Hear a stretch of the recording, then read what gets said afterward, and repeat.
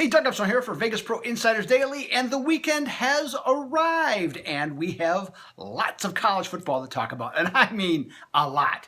A lot of free picks, a lot of games. Wow. And it was crazy what's happened since we were talking about college football on Tuesday. I mean, the line moves, there have been an incredible amount of line moves, and so I had to kind of narrow it down, just to make it fit, otherwise this becomes an hour video, and I don't know that I could talk an hour straight, and I know you don't want to listen for an hour straight, so we'll chop it up a little bit. Hey, one of the things that you can do is, if this is, if you'd like to take your time a little bit more with this, you can go to Vegas Pro Insiders Daily website, and you can read, all about what's going to be on here, and there's at the end of this article, at the end of the article, there's also the top 5 public plays, both on the sides and totals. So I go through, and those are on there. I'm not going to do this on the video. You can check it out at VegasProInsidersDaily.com on that one. Hey, and speaking of Vegas Pro Insiders Daily, you should really consider becoming a Inner Circle member. $99 a month. That's all it costs. You're going to get Wise Guys plays, my power ratings, which I've had some very good success in showing the various members how those work. All kinds of angles, super systems, in-season systems. I just posted a whole bunch of them today. And plus, you're going to get picks from some of the best handicappers in the world. Okay, yours truly is certainly among them. And then Kyle Hunter has been on a fantastic 7-1 best bet roll this week, 10 days, whatever it's been. And Sean Higgs, #1 in the NFL at sportscapping.com. How good is that, right? And $99 for the entire month? Please. Okay, you know what to do. Go there, sign up, get yourself going, get yourself the things that you need in order to win. Okay, so let's go with our normal, what we like to do in college football. First, we'll go with the new games, okay, that where there's been line moves, and then we'll go back and look at the other games. So, starting off, we've got Duke at North Carolina. Now, Duke has gone from -3 to -1.5, and the total has shrunk from 62 to 69. Now, before I go any further, one thing. Where are these teams playing in September? Okay, this is the traditional rivalry. Okay, there's another game that's like this, that's usually played in November, and now they're playing in September. Please, you know what I say about this? #stupid. Okay, I got that out of the way. Now, I actually think that Duke is the better team, okay, in this matchup. I like what they've done so far. I think 3-0 straight up and against the spread. But in this one, North Carolina at home, boy, I kind of like that. The underdog is 5-0 recently in this series. I like North Carolina. And as far as the total goes, have you seen the Tar Heels defense?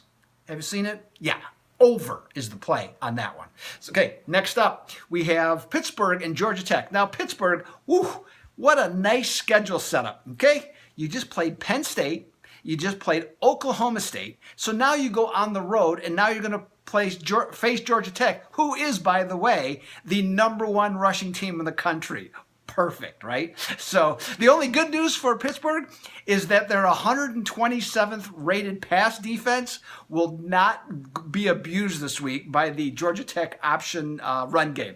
In this one, Georgia Tech has gone from 6.5 up to 9.5 point favorite. Makes sense to me. The total has been lowered from 60 to 55 because the Panthers have not been able to find a reliable quarterback yet. I still like the over. I think Georgia Tech's going to score plenty on this defense, and Pittsburgh will get their points. I'll go over 55.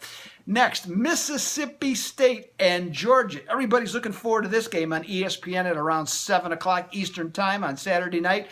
Now, Mississippi State is the flavor of the week all week after pounding LSU. So from that standpoint, they're getting quite a bit of love.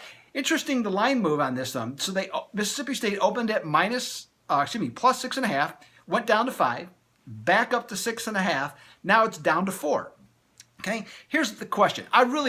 First of all, what I think is that Mississippi State, I like this team. Okay, I was really impressed how hard they played, how good their defense was. This defense is faster than any Mississippi State defense I have seen in recent memory. Here's the deal, though. Okay, can they match the same intensity having to go on the road to play at Georgia? That, to me, is the question. That's why I'm leaning towards Georgia Tech, or towards Georgia, excuse me.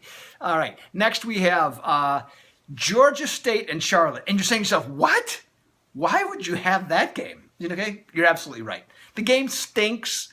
It's a terrible game. Okay, I agree with you 100%. But here's the deal. I've been riding these line moves for, I don't know, 10 years, probably longer, something like that. And I'm a sucker for a flip. Okay, Georgia State opened at -2.5. Now they're +1 against Charlotte. Okay, neither team has won a game. Neither team has covered a spread. So what is there to like? Nothing, okay? From that standpoint, absolutely nothing. But here's the deal. So I got to come up with a pick, right? So my power ratings, one of the sets of power ratings that I have that I send out to VPID members, okay? It's got Georgia State -1.5. That's what I'm going with for that one, okay? So we'll take a slight lean on Georgia State. Now, let's go back and cover the games that we talked about last Tuesday. First up was Louisiana Tech and South Carolina. And I told you that when the spread on South Carolina went from -11 down to 7.5, it was going to come back up. Guess what? Where are we at today? South Carolina -9. So from that standpoint, I like the Gamecocks to begin with. If you go to the website, as I said, they're going to win by 14 at least. I'm sticking with my story. I like them in that spot to get the job done. Next, we have Washington and Colorado. Now, that total went from 53 to 50, stayed there all week, never budged an inch. I still, again, what I thought was 54 was going to be the magic number for this game. I think that's what it's going to be. I'm going to stick with it. I'm going to lean with the over on that particular game also. Missouri and Auburn are going to play Battle of Tigers, and that's going to be at ESPNU in the evening. Now, I was a little surprised that Auburn went backwards from -19.5 to -17, or I think it's +17.5, or -17.5. That's what it was. So that's what I just was surprised. I just think Auburn's clearly better. I know they have offensive problems, or they have had. And from that standpoint, I understand why the line could go backwards a little bit. But here's the deal. The odds makers put a total of 60 on that game. So if you consider basically what the spread is, that means Auburn should win basically 40 to 20, okay? That takes them over the 17.5 spread. I like Auburn in this game. TCU and Oklahoma State, huge game. ESPN in the afternoon, middle of the afternoon, depending on where you live. Oklahoma State went up slightly from 12.5, came back, so it's sitting at 12.5 still. I've gone back and forth on this game all week. I actually like TCU's team. I think they actually have a chance. Here's my problem, and I stated this the other day, is that when they play that man-to-man defense, and against Oklahoma's receivers, that is a treacherous thing to do. I'm going to lean with Oklahoma State. The total, though, on this has gone up quite a bit, from 67 to 71. I don't see it at all. Okay, I don't think this game's going to go a sniff past 65. Okay, I'm definitely going to be on the under on that game. Next, we also talked about UTSA against Texas State. Now, the Roadrunners, UTSA, fell from 15.5 down to 13.5, and it hasn't gone anywhere. Slight variation, a couple books, but very, very modest, and just a few of them. So it's essentially been the same all week. My concerns about the Bobcats, Texas State in this case, scoring are still the same. I'm going to go with UTSA on this one. I just think that Texas State has a problem scoring. UTSA can hold them down, and I think they'll score enough to cover the spread, especially now that we're under 2 touchdowns. Last up, Oklahoma and Baylor. This spread has come back just a half a point, where the Sooners are -27.5, okay? If Oklahoma, this is one of those games, if Oklahoma wants to, they cover the spread. It's that simple. Baylor does not have the athletes nor the speed to compete. If Oklahoma was going to have a flat spot, I would have assumed it was going to be last week after they had beaten Ohio State. So I think they'll be ready to go. I'm not saying they'll be truly inspired, like if they're playing Texas or something, but I think they'll be inspired, okay, enough. And they have too much speed. Everything. I can't see them in this game. 50 to 20. How's that for a final score? Oklahoma covers the spread. So, hey, that's everything I got for you, okay? I don't know, 12, 13 picks, whatever it happens to be. Lots of freebies, though, for you.